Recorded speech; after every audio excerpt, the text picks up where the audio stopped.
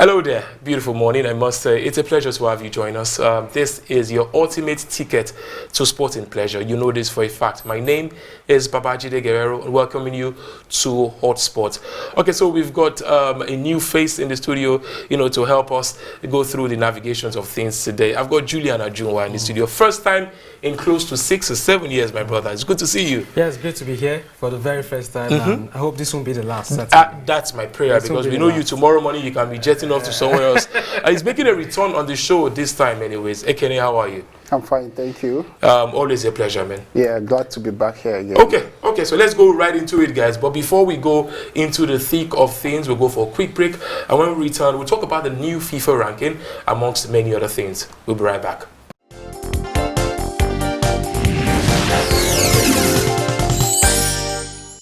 Super Eagles and Galatasaray top striker Gernot Rohr has revealed that he used to roam the streets of Surulere, Lagos to play football as a young lad. Yeah, of course, it's something I can never forget. I still remember when I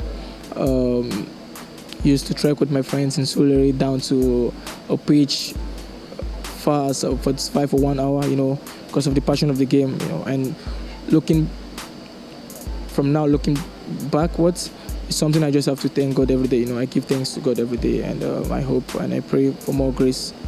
Today, several clubs in the English Premier League and German Bundesliga are interested in signing the Everton loanee and former Belgium Talent of the Year winner, who was ruled out of the 2018 FIFA World Cup by a serious knee injury. It has been my goal and dream to play in Premier League, but at the moment I couldn't play because of the working permit, so I just had to go on loan to Galatasaray again and get more exposure, Champions League and some Europa games. I just want to win trophies, both for my club and my country, and trying to be one of the greatest. And I want to stand in the place and see myself after football, and my name will be remembered for good and greatness. Super Eagles defense strongman Leon Balogun has stated that lack of regular playing time in the English Premier League for his club, Brighton and Hove Albion, will not dampen his zeal to always prove himself on the field of play. But if you look at my last year in the Bundesliga, I didn't have enough playing time as well. It was 15 games I think I made that season. I have 8 Premier League appearances I think this season. Of course I'm not happy about not playing as a regular, but then again it's about a collective, and you have to respect the decisions by the manager always. It's not always easy, I'm not going to lie. There are times where I'm angry, but you have to try to stay in that positive mood, and I'm a very optimistic person, and so far I think when I've played I've always got my chances and I've always used them, so I have to be patient, unfortunately again, but this is nothing that will break me. A friend lately, he said, "I'm so sorry to not see you play," and then I was like, look, my name is Balogun, and the circumstance that breaks me with the meaning of that name, that doesn't exist yet, so don't worry about me. I'm always looking forward with a smile. Balogun reiterated that anytime he's given the opportunity to play for club and country, he always puts in his best to make a difference, and has no plans of leaving Brighton at the end of the season. I'm happy in the Premier League, very happy, and it's only been my first year, and hopefully my future will have a lot of more appearances, and I know then Nigerians will be happier, and I will be happier for sure as well. Balogun's Brighton will confront Manchester City this evening in the semi-finals of the English FA Cup at the Wembley Stadium. And it's not certain if the former Bundesliga player who was transferred from Mainz at the start of the season will be given a chance in the starting lineup. And we are back. All right, the game of football would see a lot of players coming, and we want them to play till forever.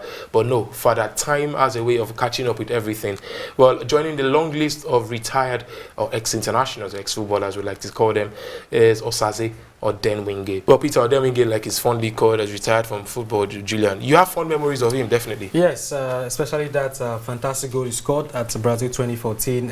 I would say he had a great career, because a great career to me is someone who retired having played for some of the best teams in the world, Real Madrid, Barcelona, Manchester United and the likes. But I would say he had an average career, retired as a footballer. I think he's good. And the good thing about that is that he said he wants to delve into coaching. Don't know how successful he's going to be. Okay. We know that not everyone who's had a good or great career will make a good coach, but Absolutely. wait to see how it pans out for him. Fantastic career he's had, and wish him all the best. Yes, definitely. Of course, Peter Odeminge applied his trade for Lille Metropole in France, Lokomotiv Moscow in Russia, as well as West Bromwich Albion and Stoke City. In fact, for West Bromwich Albion, he was actually one player to have scored the highest number of goals for West Brom at that particular time before a certain Romelu Lukaku came in. He also represented the Super Eagles of Nigeria at 2 World Cups, just like Julian mentioned. Of course, the last time we saw Peter Odeminge play football was for a club in Indonesia, Madura FC. He was 37 years old at the last time we checked before his retirement. So we wish him happy retirement. And just like Julian said, he wants to go into coaching. And then we'll also say all the best, in that field. But Nigeria recently moved up a couple of notches. Julian, at the new FIFA ranking, we saw them move to 3rd in Africa and then 42 in the world. I think picking up those wins in the back-to-back runnings of the qualifiers had something to do with this. Especially the one against Egypt, the one against Seychelles really was a dead rubber. Seychelles not in the top 200, so maybe that didn't count for much. But the one against Egypt was good. Victory at home, 1-0. For me personally, I really don't care about our ranking. What I care about is our performance at major competitions. We went to the World Cup, we couldn't get past the group phase. Now we are going to another major competition.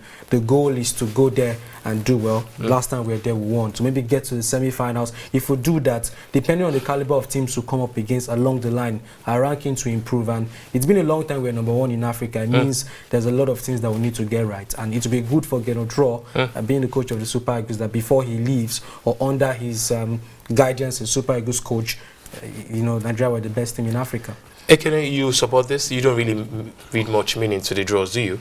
Well, I think the Super Eagles, they've been, doing very well. We've not lost in the last 5 matches. The last time we lost a game was in the World Cup. So, and you remember we didn't qualify for the last 2 Nations Cups. Now we've qualified and we are doing very well. We just beat Egypt. We beat Libya away, drew against South Africa. Those are very good footballing countries in Africa. So I think in as much as the ranking is concerned, we are 3rd best in Africa, but to me, I think we are 2nd best, apart from Senegal, that are very outstanding. Tunisia, they've not, their last 5 matches, they've won only 2. So Nigeria, we are doing very well, I think so. All right, so we wish that this good, rich vein of form continues for the Super Eagles of Nigeria, especially as they go into the Nations Cup. Well, these 2 players have been in good form now, haven't they? Samuel Chukwueze and Michael, they are set to join the Flying Eagles for the FIFA Under-20 World Cup. You want to say, Julian, that this is a formidable addition? True. Fantastic addition. Each time we compare a Nigerian player to Lionel Messi, usually doesn't go down well. But the last time we had Little Messi was in 2009. It was not a Little Messi. It was not a Little Messi in age. It was not the style of play. I know he was left-footed, but style of play wasn't the same as Messi. And of course, the rest is history. We've not heard anything about Stanley Okoro 10 years down the line, but Samuel Chukwueze is playing in Spain, so that comparison can suffice. Absolutely. He's left-footed, he's quick, he's fast, he can score goals. He scored against Barcelona, so that's why he had a goal and assist. So we can compare him to Lionel Messi. And he also said after that game that he was happy and honored to share the same pitch with Lionel Messi. Messi also scored on that occasion, so it's going to be a worthy addition to the Flying Eagles team. Nigerians really don't know much about Kingsley Michael, but we're all excited about Samuel Chukwueze. His addition is fantastic. It shows that the guy is doing something that a lot of coaches are beginning, to spot. So our thoughts, of course, will continue to be with every team of the every team in the Nigerian football division, especially if it's a national team. We must say that support must go to them on the 20, on the 17, even the Super Eagles of Nigeria. We can confirm that the tennis season transitions to clay at this time, and when it comes to clay, Julian, it's difficult for you to take away Rafael Nadal. Of course, this is another opportunity to remind everybody of just how great he is. In short, is it going to be one of the greatest? Sure, when it comes to Clay, he's not one of the greatest, but he's greatest. He is the because greatest. I don't think there's anyone who would win the number of clay court titles he's won, especially at the French Open, Monte Carlo, Barcelona Open. He's dominated, and he's on course to win Grand Slam number 19. Of course, he's won 18 Grand Slam, 11 already alone at the French Open, and Federer has 20. So Federer is scared. That's why this season he has opted to play the French Open. He usually skips the clay court season to get ready for hard court and all of that. So I think that Nadal is still the man to beat, obviously. If he's fit enough, if he's at 100%, he's odds-on favorite. So long as it's clay, he's likely going to win. Others are queuing behind. If you look at current active players, Novak has won only once, Roger has won only once, Nadal has won 11. So the golfing class is wide. Is that time to whip out your phone, because we're about to dish the topic of the day very, very soon. But not until we talk about what happened at Formula One. Of course, the season is back and is bigger now. These days, Lewis Hamilton, the last time in Bahrain, at the Grand Prix in Bahrain, profited from the Leclerc, who actually had a little bit of issues, with his vehicle in Bahrain, to defeat Charles Leclerc. Of course, Charles Leclerc had looked on course to convert his first pole position, into a maiden win under the floodlights, beautiful floodlights in Bahrain. We must add that, because that was until 10 laps before the end of the Grand Prix, and all of a sudden something happened to his Ferrari engine. He, of course, had to forfeit his leadership, to Lewis Hamilton. And remember that during the course of this show and during the course of the season, we did mention that the Ferrari team also clearly stated that they wanted to give Sebastian Vettel a lot of attention, but unfortunately, yet again for the second Grand Prix, Sebastian Vettel was not able to win. And now attention will shift April 14th to China for the Chinese Grand Prix. This is Old Sports, and the next phase of the show is where the topic lies. Stick around.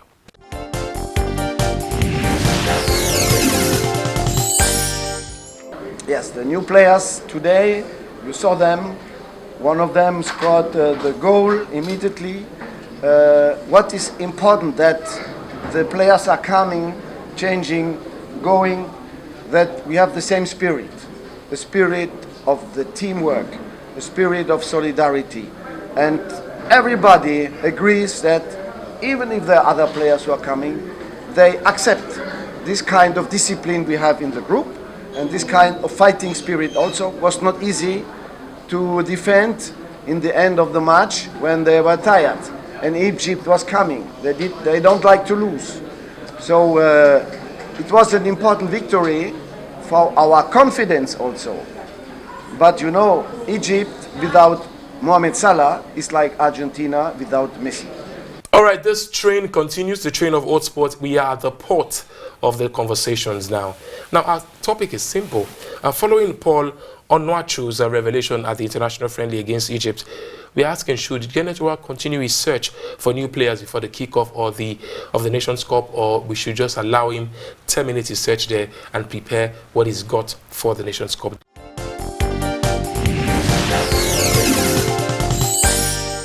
I think Gernot Rohr doesn't need to tinker with the team anymore. In order to create synergy, harmony, and finesse, you understand, you have to work with the team you have. They qualified for the Nations Cup, and I think you have to leave it there. Okay, so leave it there. Julian, you don't say he wants to leave it there. No, we shouldn't leave it there. We're talking about Paul Onuachu. Of course, it's the focal point of our discussion. So I'm going to highlight the reasons why Gernot Rohr should continue his search. If Paul wasn't given a chance, he wouldn't have scored that fastest goal against Egypt. So that's one of the reasons why I think that Gernot Rohr should continue his search ahead of the Nations Cup. All right. Gentlemen and ladies, of course, do well to bring out your phone and start texting. What exactly do you think about what this man is about to debate about? For me, we're going to see you on the other side when the debate starts proper.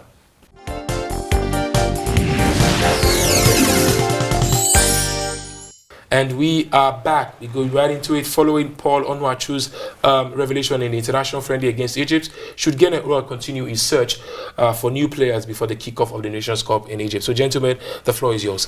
Well, the Nations Cup is the biggest competition in Africa. It's not a competition where you're going to test players. It's not a competition. It's a very serious competition.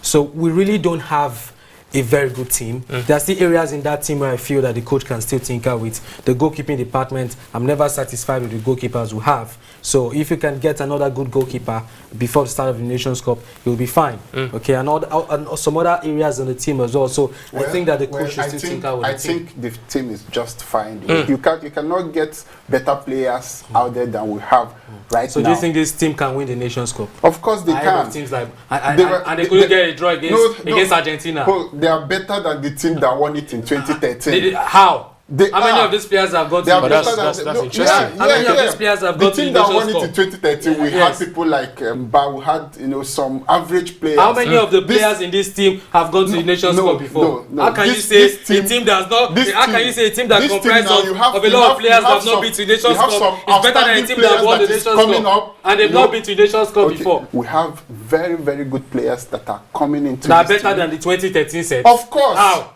Of course. Paul Onuachu. They had Vincent Eyama. They had Godfrey Obabuna. They had Kenneth Omiro. They had Sunday Mba. They had John Mikel Obi. They had Ahmed Musa. They had Emmanuel Menike. No, hold on. How many of these players here are better than the ones of that time? True Stekon. We have Balogun, our left back is not very good. Our left back is not very good. It's not good. It's not very good. It's not good. Hold on. Balogun play for his club. Okay, check the attack. Can you compare? Check the attack. Can you compare Balogun? Can you compare? Godfrey Obabuna was playing the local league. You have Chukwueze coming in. You have Chukwueze coming in. You have Matali coming in. Sunday Mba was playing for Enugu Rangers. Those are very, very good players. Those are young players who are trying to make a name for themselves. But please do not let us shift focus of this conversation. I like the fact that we are spreading it, but then again, it remains to be seen. Should Gernot Rohr continue his search? He has to. Because where do you think lies the deficit in this team? I don't trust any of the goalkeepers we have.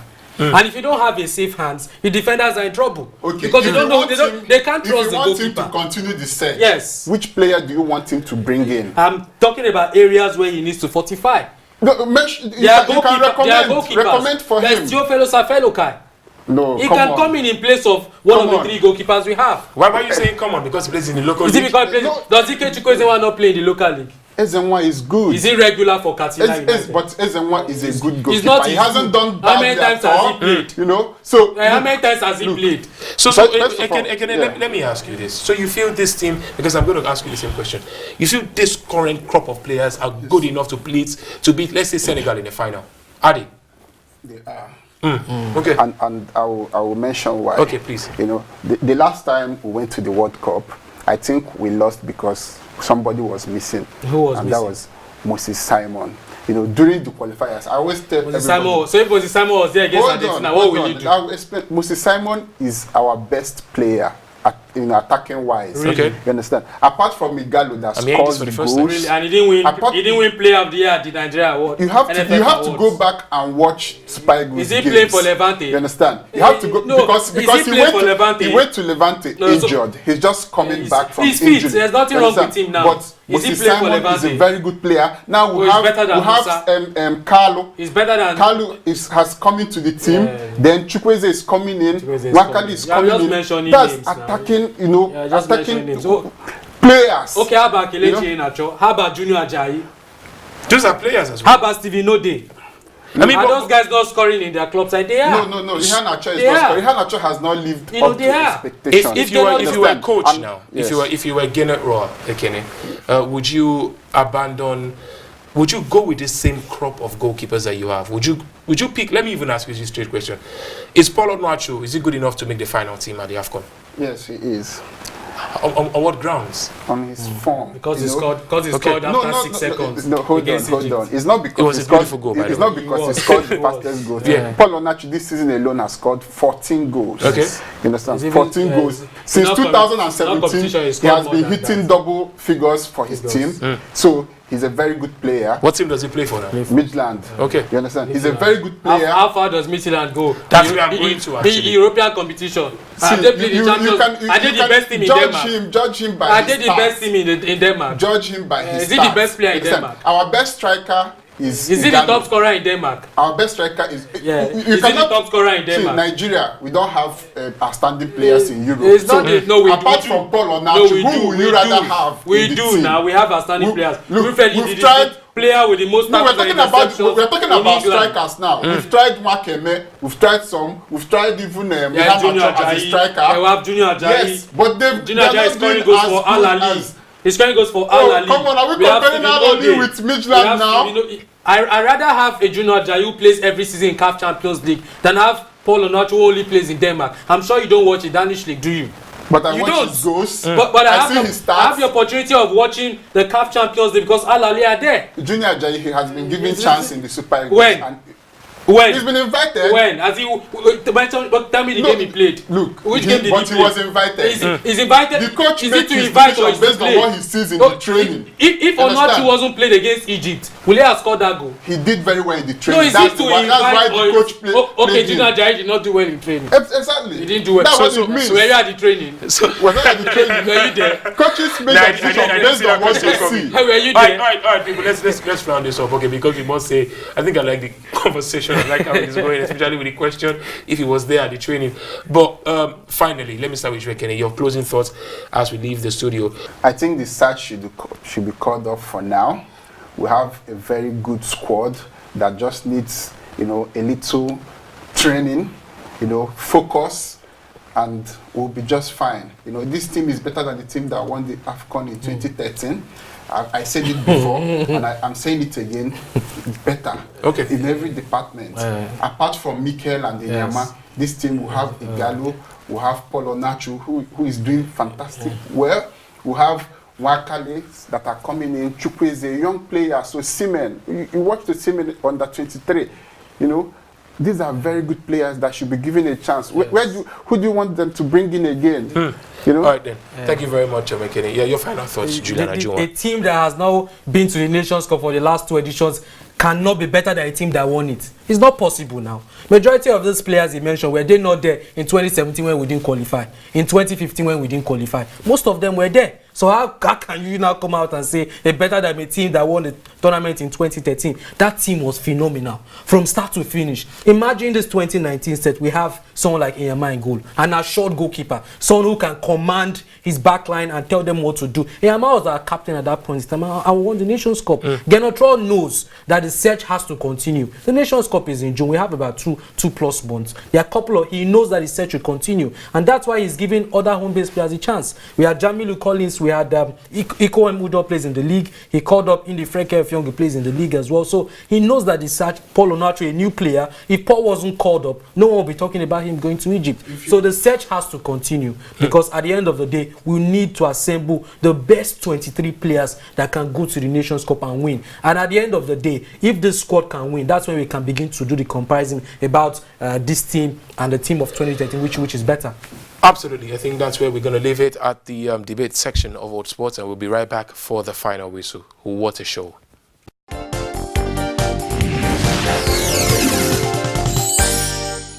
Yeah, for me, I would say yes. But one thing I'm going to say, you are the media men. I always say in the internet, you want the coach to call up new players. So calling up new players like 1 or 2 is not anything bad. As you can see, it's not anything new. It's just the home base, like 2 players or 3 coming up to the Super Eagles. So I think for me, that is a very big opportunity for them to show themselves. So for the coach giving some of the players opportunity to show themselves, for me, I feel very happy about that. This is where we breast the tape at the edition of HotSports. We want to thank you very much for joining us so far. The gentlemen have laid down their thoughts, and well, it's been a remarkable lane of thoughts they've had.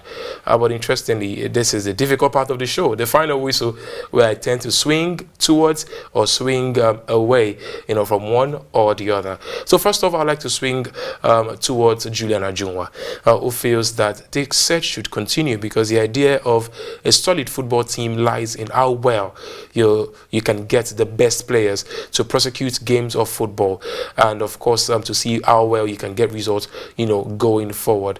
But then again, it also lies to the judgment of the coach. That's what Ekene feels, because he's saying that this team is good enough. But interestingly, the last time Nigeria was at the Nations Cup at the 2013, which we won, courtesy goal scored by Mba in the finals against Burkina Faso, this particular team has just 2 players who have been to that Africa's Mundial. Kenneth Omero and Ahmed Musa. Every other player that will be stepping foot at Egypt are new players. They've not, been to the Nations Cup before. Even Odion Igalo, as experienced as he is, has never been, to the Nations Cup before. So it's going to be a very, very torrid time. My thought as final whistle will be that this search should eventually continue, especially as we have difficult times at the goalkeeping section. It wasn't a difficult show at all. In fact, it was an easy on the eye show for these two gentlemen in the studio. I would like to thank my guests today, especially starting with Julian Ajunwa. Well, it's a pleasure being on the show. We hope that the search continues. We want to win the Nations Cup. It's been a long, long time. We want to make it 4 times. Julian is just the ultimate competitor. You just have to leave that one there. Ekene, thank you very much for being on the show as well. Thank you for having me. I think what we need in the Super Eagles now is harmony and finesse. Harmony and finesse. All right, some good ingredients going forward to a major tournament. I want to thank you very much for watching HotSports this beautiful morning. I want to pray and, of course, wish that you have a great, great week ahead. My name is Babajide Guerrero, and remember, take care of yourself and each other. Bye for now.